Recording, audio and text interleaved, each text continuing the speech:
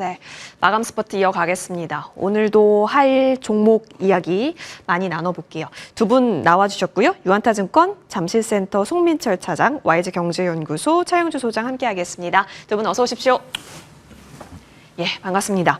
일단 제약바이오가 어제 우리에게 가는 방향을 굉장히 에너지 있게 보여줬기 때문에 오늘 어떻게 될까 중요한 날이기도 했습니다. 근데 생각보다 추가 방향성을 더 가져가기에는 다시 해석해보자 이 심리가 강한 걸까요? D&D 파마텍부터 저희는 얘기 나눠보겠습니다. 그 화이자가 10조 정도의 기업 가치를 부여하면서 메세라를 품었다라는 뉴스가 공식으로 우리 자기 전에 확인을 했어요. 그러다 보니까 오늘 오히려 그 확정된 이슈를 받아들이고 나서는 좀 쉽니다. 물론 자리가 신고가 자리기는 했었는데요.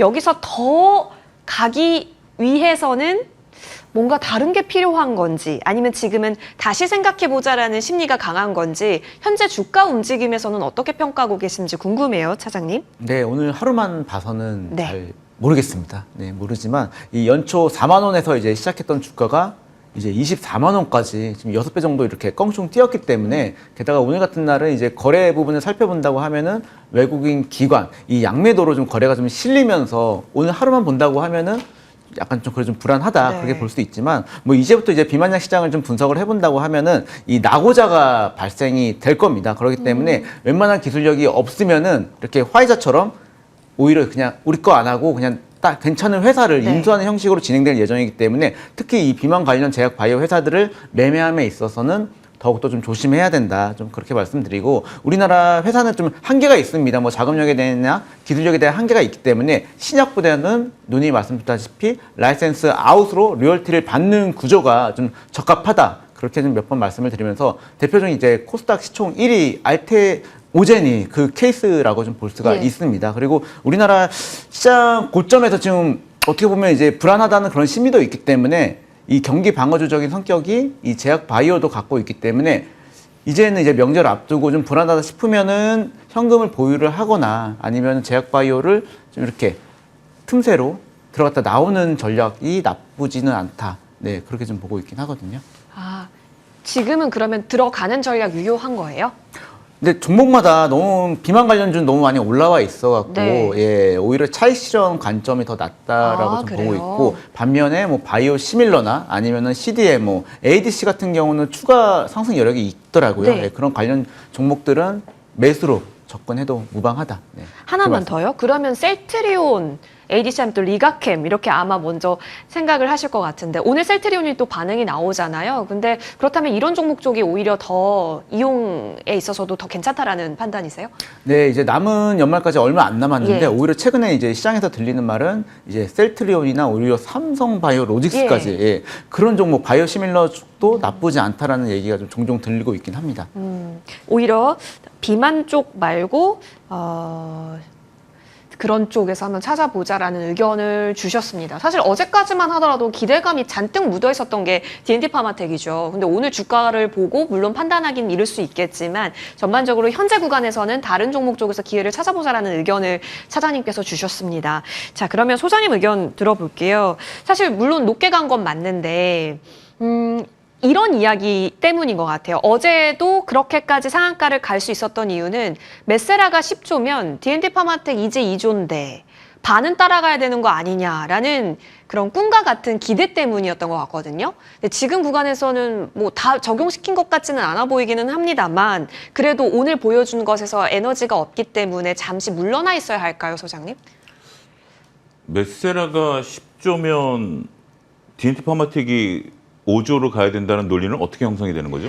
아마 그 한올바이오 파마 이야기 나왔을 때 임료반트의 반절 정도를 적용받았다라는 그 시장의 논리가 적용이 되고 있는 것 같아요. 근데 그 네. 부분에 대해서는 그러한 논리는 저는 제 방식으로는 이해가 안 갑니다. 네. 그러니까 예를 들면 같은 방송인이라 그래서 연불리가 방송을 많이 하니까 저도 연불리랑 같은 방송이니까 연불리의 절반 정도는 봐야 된다? 이런 논리가 적용이 될까요? 그러니까 이제 우리가 보면 어떤 뭐 틀린 말은 아니에요. 틀린 말은 아니겠습니다만 어떤 논리를 볼 때 누가 이렇게 받는 게 그러면 그게 적정 가격일까요? 10조가? 그리고 우리가 10조라는 것은 전체적으로 봤을 때의 영업권에 대한 부분들 인수를 할 때 추가적으로 더 주는 부분들도 있죠. 근데 그거는 이 M&A 할 때 붙는 게 영업권입니다. 우리가 재무제표상에서. 근데 M&A가 아닌데 영업권을 부여한다? 이거는 또 우리가 좀 어폐가 있겠죠. 자, 어찌됐든 지금 D&D 파마텍의 주가 퍼포먼스는 지금 기대감이 한뜻 물려 있습니다만 의외로 많은 분들이 여기서 물량을 던지고 있는 상태죠.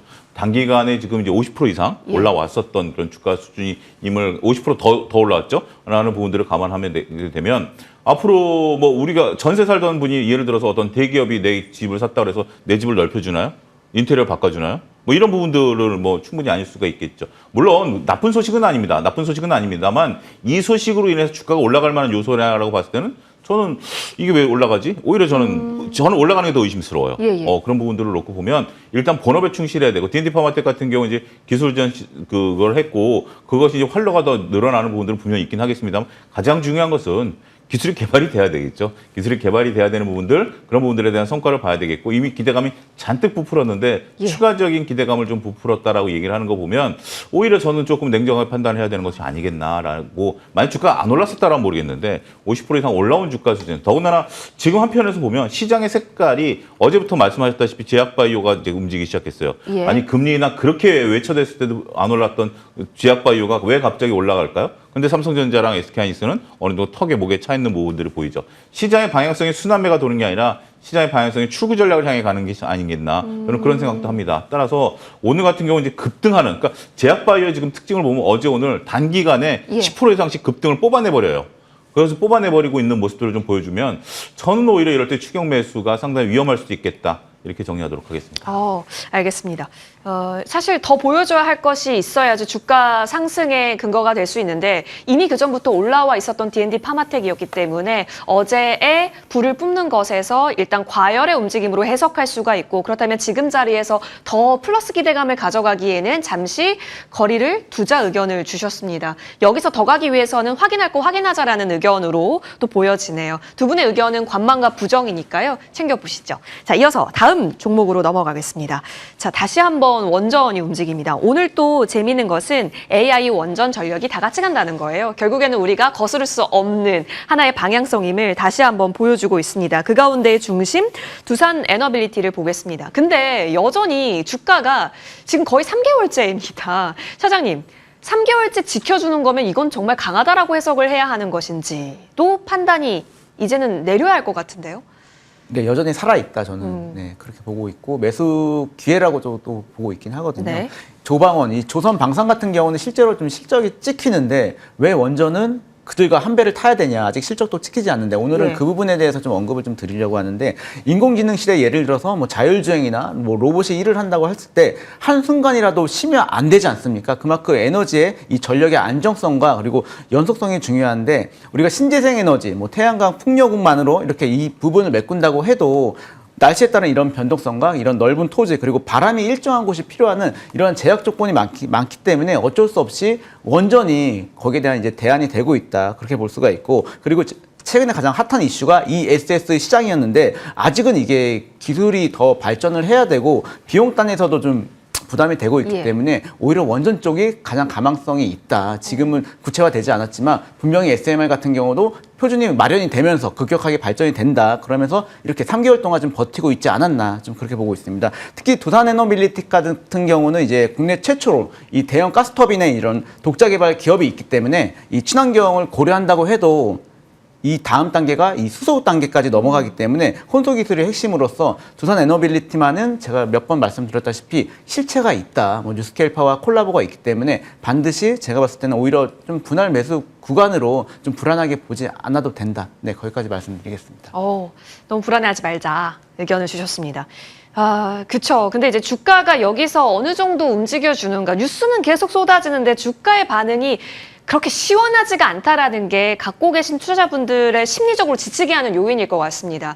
그래서 우리 지난주였나요? 지지난주에 두산 에너빌리티 같이 의견을 나눴을 때 소장님께서 결국에는 돌파하는지 우리 중요하게 봐야 된다라고 언급 주셨어요. 근데 소장님 근데 진짜 중요했었던 것은 기술적으로 지지를 하는 차트의 가장 큰 갈림길은 위 아니면 아래이기 때문에 돌파하는 걸 보자인 거잖아요. 근데 원전이 갖고 있는 힘은 결국엔 AI라는 방향성이라면 오히려 그러면 돌파하기 전인 지금부터가 더 싸게 살 수 있는 아이디어로 활용할 수는 없는 거예요?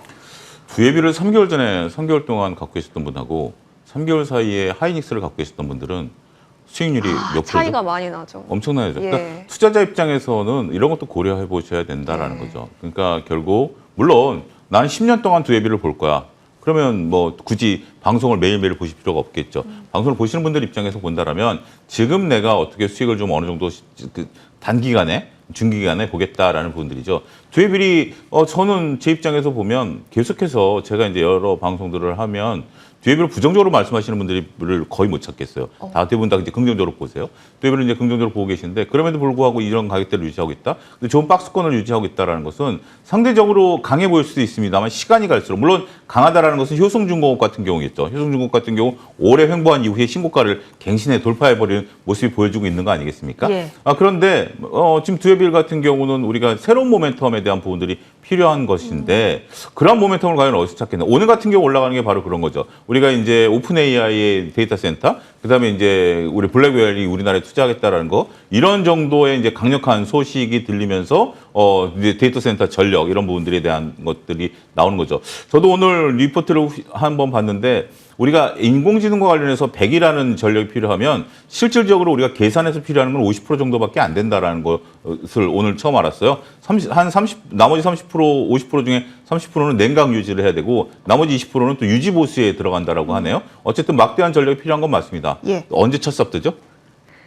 그러니까 제가 고민점이 그거예요. 제 고민점이 뭐냐면 윤석열 정부 3년 동안 첫 삽을 단 한 번도 못 떴다라는 거죠. 그리고 이재명 정부도 15년이 걸린다라는 거죠. 당위성은 저도 충분히 인정합니다. 당위성은 충분히 인정하지만 언제 첫 삽 뜨죠? 그러니까 그런 부분들이 투자자들에게 고민거리일 것 같아요. 그렇기 때문에 제가 말씀드렸다시피 6만 원이 안 깨지면 지금은 포지션이 애매하지만 6만에서 6만 5천 원 박스권이면 10% 내에서 움직이는 거거든요. 그러면 그럴 바에는 6만 5천 원을 뚫어주는 상황에서 저는 매수를 타점을 계속해서 말씀드리는 게 예. 못 뚫어줄 수도 있는 거죠. 언제 뚫어주느냐는 건 모르겠어요. 그렇다면 뚫어줄 거니까 사자라고 볼 수는 있긴 하겠습니다만 지금 움직이는 경우 두예빌 같은 경우 어제 사셨던 분과 오늘 셀트리온 사셨던 분의 수익률 차이는 어디서 나는 거죠? 그런 것들이 더군다나 뭐 하이닉스가 갑자기 올랐나요?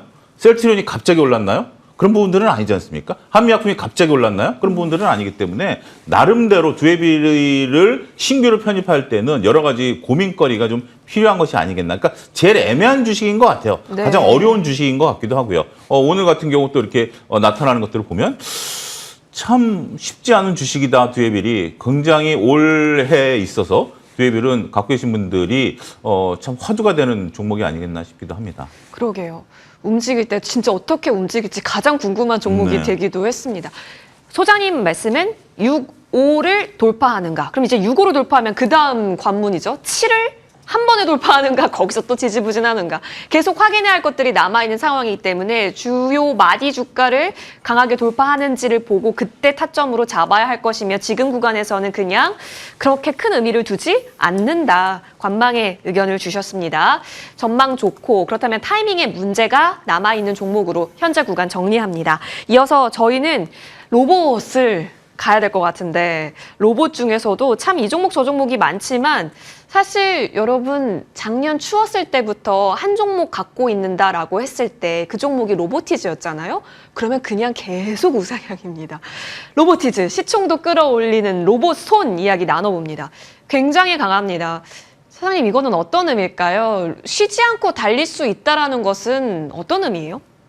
원전에 두산 에너빌리티가 실체가 있다고 말씀드렸다면 로봇에서는 이 로보티즈가 정말 실체가 있다. 그리고 바로 실적이 찍힐 수 있는 회사라고 좀 언급을 좀 드리고 있는데요. 이 노란봉투법에 의한 이 트리거로 이 로봇주 상승이 꽤 오랫동안 좀 유지가 되고 있으면서 제가 다른 뭐 로봇 관련주는 좀 부정적으로 보고 그리고 협동 로봇 관련된 그런 회사만 좀 눈여겨보시라 했는데 이 감속기 관련해서도 드디어 로보티즈가 국산화를 성공을 하면서 네, 정말 이제 독약청청 승승장구할 수 있는 여건이 좀 마련이 됐다고 볼 수가 있습니다. 참고로 이제 이 감속기 시장이 워낙 일본 업체가 좀 점유율이 셉니다.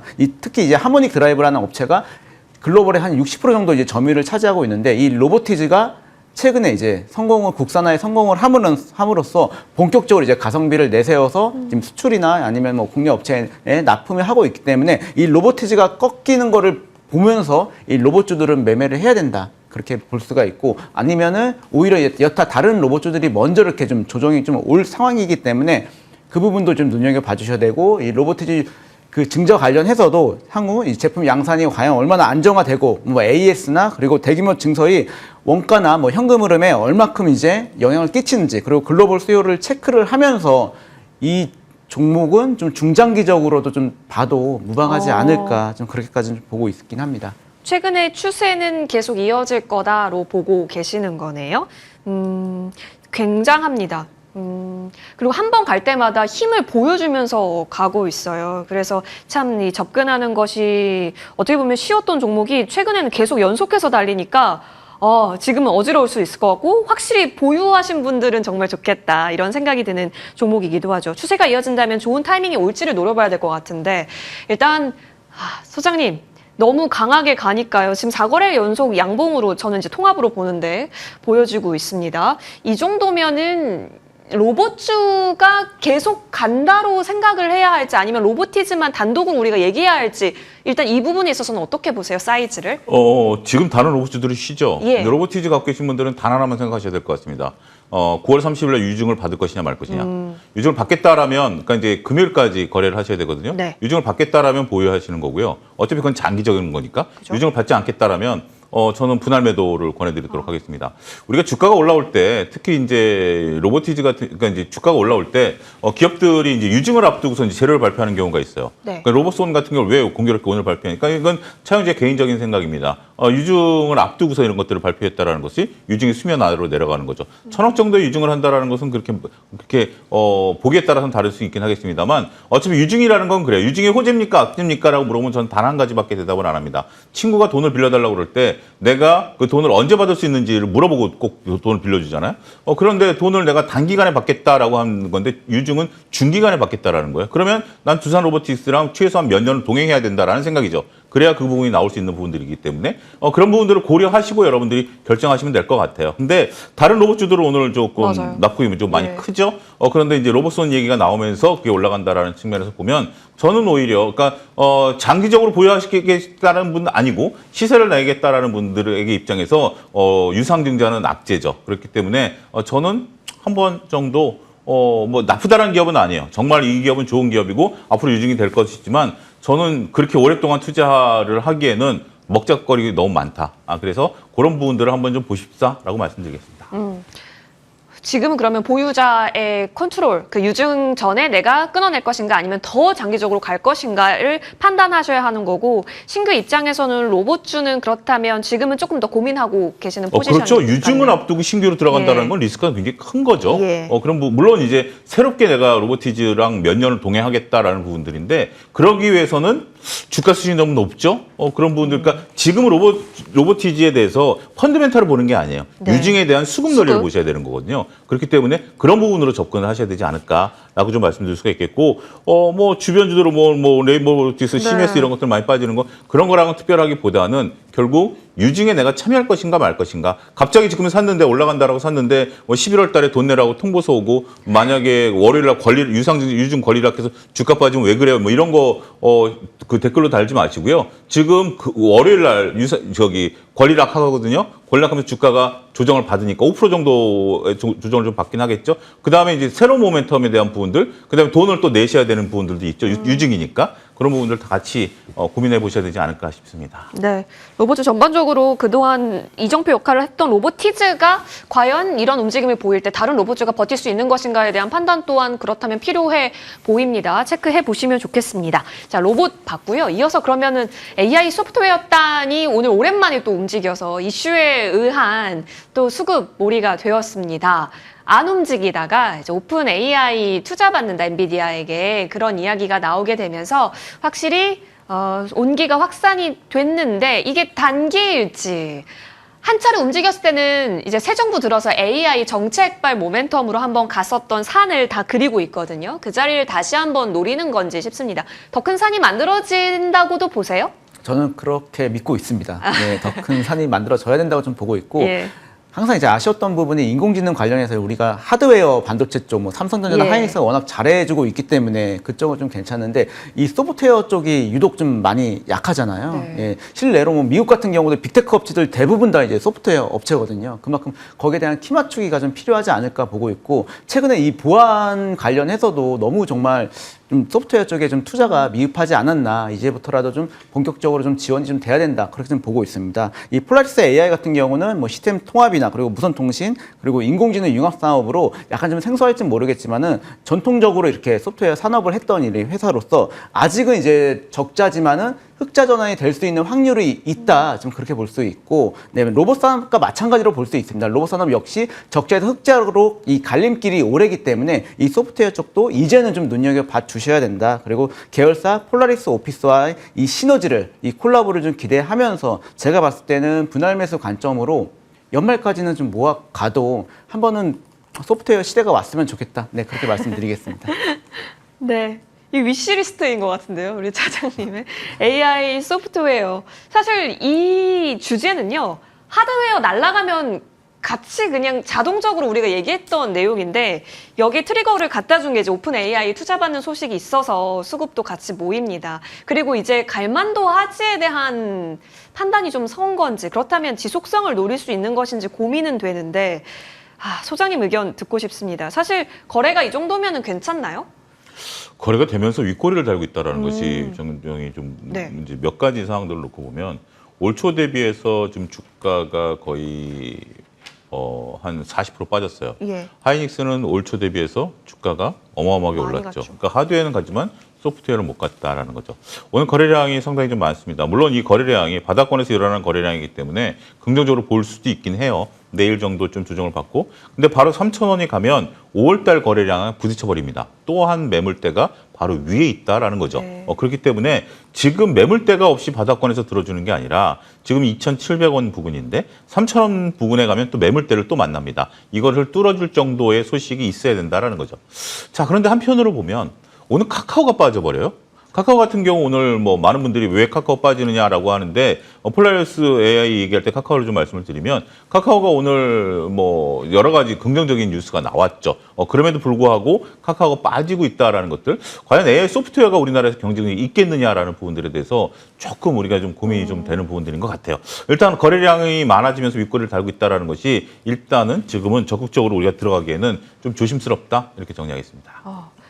소장님 그러면 카카오 한번 질문 드려봐도 괜찮을까요? 오픈 AI에 붙은 카카오가 카카오 이프 때 뭔가 기다릴 만한 수익성에 대한 소식이 좀 부족했다라고 판단을 하고 있는 것 같아요. 시장이 그렇게 판단하고 예. 있는 것 같아요. 제 개인적인 판단보다는 시장이 소문에 사서 뉴스에 팔라라는 것처럼 7만 원을 이 소식이 7만 원 뚫어주면서 새롭게 시세를 낼 가능성도 현재 있었다라고 봤는데 여기서 많은 분들이 차익을 실현하는 것 같아요. 네. 결국 3만 5천 원에서 7만 원까지 2배 가까이 올라왔었던 그 시세에 대한 조정 가능성을 현재 염두에 둘 수밖에 없겠죠. 오늘 한 5% 가까이 4.5% 정도 빠지고 있는데 지금 많은 이동평균선들이 역별로 돌아서려고 하는 기술적 분석이 보이고 있습니다. 내용이 좋은 거 아니야? 라고 하는 건데 그 내용들은 나중에 봐야 되지만 우리가 천장팅이라는 사람이 쓴 주식 투자의 지혜를 볼라는 책에는 이런 내용이 나옵니다.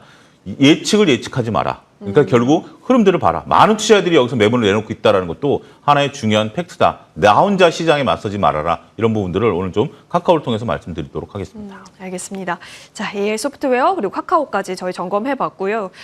이어서 다음 종목으로 넘어가서 다시 한번 전력기기 보겠습니다. 오늘은 효성중공업으로 볼게요. 아까 전에도 말씀드렸지만 AI 가고 원전 가고 전력기기 갑니다. 한 세트가 같이 움직이고 있다라는 거 오늘 또 확인을 하고 있는데 효성중공업 같은 경우는 오늘 또한 신고가. 그 자리 잘 지켜요. 이 정도면은 오늘 좀 내리기는 하지만 만들고 내렸죠. 그리고 그 추세가 훼손될 그 위협을 주고 있는 내림은 아니라는 점에서 계속해서 얘기 나눠봐야겠습니다. 차장님, 전력기기가 이 정도면 지금보다는 오히려 기회 줄 때, 그러니까 무슨 일이 난 거 아니에요? 싶을 때 사야 되는 게 더 맞는 것 같긴 한데 지금은 어떤 구간이에요? 네, 맞습니다. 네, 지금 예. 사도 좀 기고 있을 때 사도 언젠가는 이렇게 올라갈 빛을 볼 수 거니. 있는 그런 종목이라고 좀 말씀을 드리면서 이 변압기 관련 업체들의 이 가격 경쟁력이, 가격 결정권이 이미 회사들한테 있기 때문에 워낙 좀 수주나 이런 게 실적이 좀 탄탄히 찍히고 있다. 네. 그렇게 볼 수가 있고, 아까 인공지능 근간이 많은 전력이기 때문에 그러면서 전력이 생산되면 이 변압기를 통해서 알맞게 그렇게 좀 다시 또 이제 생산을 해줘야 되기 때문에, 특히 이제 미국 같은 경우는 이제 제조업에서 이 첨단 산업으로 넘어가면서 값싼 인건비나 자재를 가진 나라로 이러한 제조업을 아웃소싱했고, 그리고 노후화로 이 교체 주기가 맞물리면서 어쩔 수 없이 우리 한국한테 좀 많은 의존을 좀 하고 있다. 그렇게 볼 수가 있고, 사실 이 변압기 시장이 좀 힘든 게 좀 수천억에서 조 단위 투자가 좀 필요를 하면서 이 제품 납기가 좀 길으면서 회수 기간이 또 깁니다. 그렇기 때문에 몇 년 전만 해도 우리 한국 업체 변압기 업체들 너무 힘들었거든요. 근데 그게 다행히 이제 숨이 목까지 차올랐을 때 좀 반전이 돼가지고 그나마 좀 다행이라 볼 수 있고, 이제는 미국을 떠나서 유럽과 중동에 대한 이제 이 변압기 수출이 얼마큼 되냐가 이들의 이 주가의 향방을 좀 결정한다고 그렇게 볼 수가 있겠습니다. 예, 미국 기업에서 데이터 센터에 대한 투자를 아끼지 않고 있습니다. 일단 가속 페달 밟겠다는 거죠. 그러니까 지금 전력기기 쪽도 더 가는 흐름을 나타내는데, 근데 오늘 여기서의 꼬리도 우리가 의미를 논해봐야 하는 건가는 또 기술적으로 이야기 들어봐야겠습니다. 사실 단기적으로 최근 고가권에서는 예쁜 움직임이기는 하거든요, 소장님. 그러니까 우리가 이제 윗꼬리를 달았을 때 거래량을 보셔야 될 것 같아요. 거래량. 폴라리스 AI 같은 경우는 거래량이 많지만 지금 오늘 거래량이 많다라고 보기에는 조금 네. 애매한 부분들이 있죠. 따라서 효성중공업 같은 경우 저는 이렇게 보셔야 될 것 같아요. 추세를 좀 따라가라라는 부분들로 말씀 좀 드리지만, 한 가지 추세를 따라가는 데 있어서 내가 어느 정도 하락 변동성에 대한 리스크도 짊어져야 된다. 네. 그러니까 무조건 올라간다라는 것이 아니라 20일 내지 60일 이동평균선이 깨지면 무조건 로스코스 걸어주셔야 돼요. 근데 20일 이동평균선 같은 경우는 한 10% 정도지만 60일 이동평균선은 한 20% 정도 손절을 해야 되거든요. 그렇기 때문에 손절폭이 커질 수도 있어요. 그런데 그렇지 않다라면 우리가 이제 현재로 봐서는 20일에서 휩소가 몇 번 나왔기 때문에 20일을 믿기는 좀 어려워요. 어찌됐든 지금 그전에는 10일선을 안 깨다가 20일을 한번 깼다가 이제 60일 정도로 저는 봐야 되기 때문에 20% 정도의 로스컷을 각오하신 분만 들어갈 수 있을 것 같아요.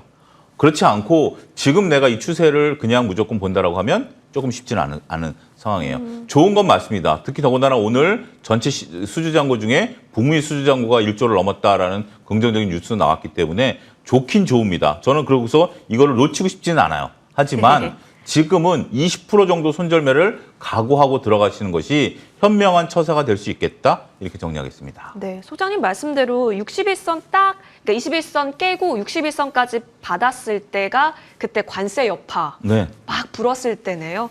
이때는 그 증권가에서도 비상이다 이렇게 바라봤는데 결국에는 신고가 만들어가는 거 보십시오. 그렇기 때문에 한 번 더 내려온다면 61선까지 버틸 수 있는가가 지금은 판단 근거가 될 수 있겠습니다. 자, 두 분 모두 긍정으로 앞으로의 추세에 있어서는 믿음을 보내고 계시네요. 여기까지 점검 받겠습니다. 오늘 함께해 주셔서 두 분 고맙습니다.